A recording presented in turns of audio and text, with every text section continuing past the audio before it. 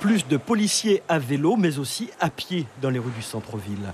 L'opération anti-hold-up dans les commerces se met en place. Un dispositif actif depuis 2013 pour lutter contre les cambriolages et les vols à main armée.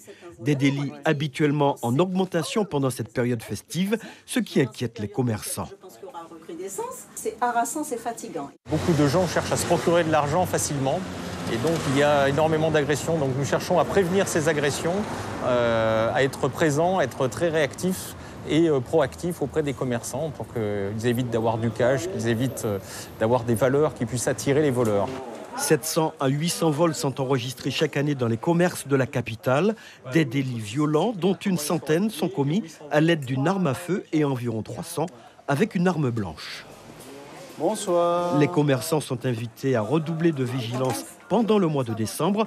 Les autorités leur rappellent également la conduite à tenir face au comportement douteux de certains individus aux abords du commerce. Pour qu'on puisse réagir, il faut nous appeler tout de suite au 17 et nous donner le signalement des personnes qui volent.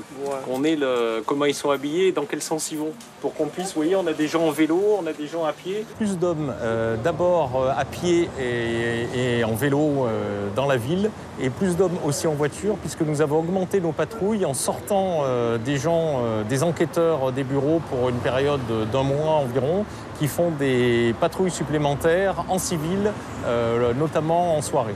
Plus d'hommes sur le terrain et de patrouilles pour être au plus près de la population, l'essence même du concept de police de proximité que veut recréer Emmanuel Macron sous une autre appellation, la police de sécurité du quotidien.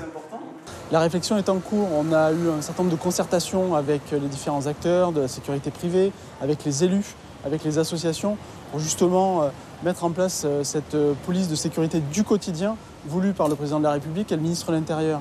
Donc ça s'inscrit tout naturellement dans cette démarche-là. Une police de sécurité du quotidien qui se veut donc très présente sur le terrain pour dissuader les délinquants de passer à l'acte.